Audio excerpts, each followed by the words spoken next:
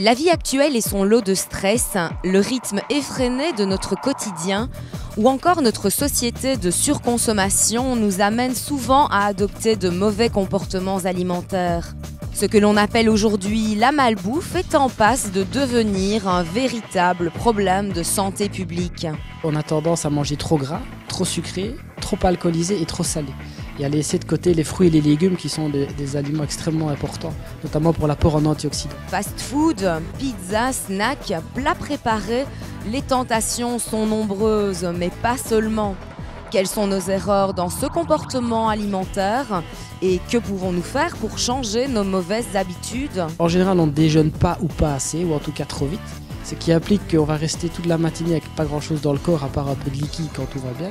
Et on se retrouve face à un repas de midi qui va être à gérer en 5 à 8 minutes plutôt que 20 minutes, qui est le temps généralement conseillé. On mange trop en rentrant et puis surtout au souper. On mange généralement 2 assiettes avec beaucoup de féculents, beaucoup de sauce et le petit dessert qui vient s'ajouter pour décompresser un peu de la dure journée.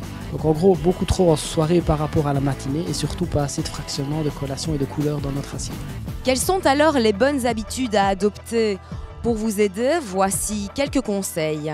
Commençons tout d'abord par le petit déjeuner. Prendre un verre d'eau tempérée et du jus de citron. Pourquoi? Parce que ça permet de nettoyer son corps et d'avoir un peu de vitamine C dès le réveil. Soit de prendre un petit déjeuner mais plutôt à tendance salée, c'est-à-dire protéiné, donc du pain gris, du fromage avec un œuf ou du jambon, plutôt que trop de sucre. Soit si on n'a pas le temps, pas l'envie ou qu'on a des nausées au réveil, on peut se contenter d'un biscuit sec ou d'un fruit ou d'un laitage et partir avec simplement une collation dans l'estomac.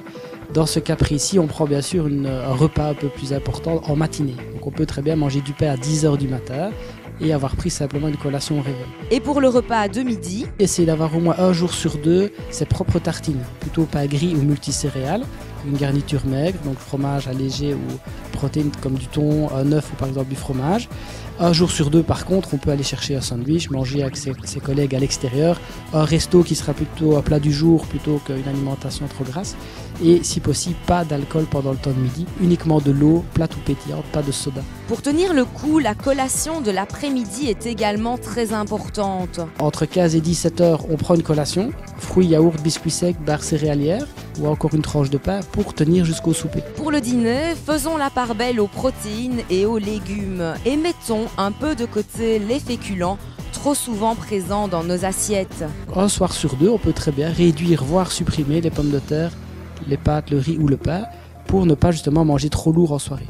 Et alors le soir devant la télé, une poignée de fruits secs par exemple, une boule de sorbet l'été mais une fois semaine, un fruit ou un laitage. Quel est donc le secret d'une bonne alimentation?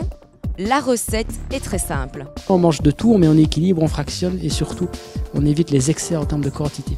Après tous ces efforts et ces changements de comportements alimentaires, les résultats se feront très vite ressentir et ne seront que bénéfiques pour votre santé. C'est la fatigue générale qui s'améliore, c'est également le ventre un peu plus plat, puisqu'on ne fermente plus, on ne digère plus en permanence, et surtout une légère, voire importante perte de poids, ou en tout cas perte de graisse. Vous l'aurez compris, faire attention à son alimentation est indispensable pour être mieux dans son corps et en meilleure santé. Avec quelques efforts au quotidien et un peu d'organisation dans votre emploi du temps, vous détiendrez les clés d'une alimentation saine et ce, même sur le pouce.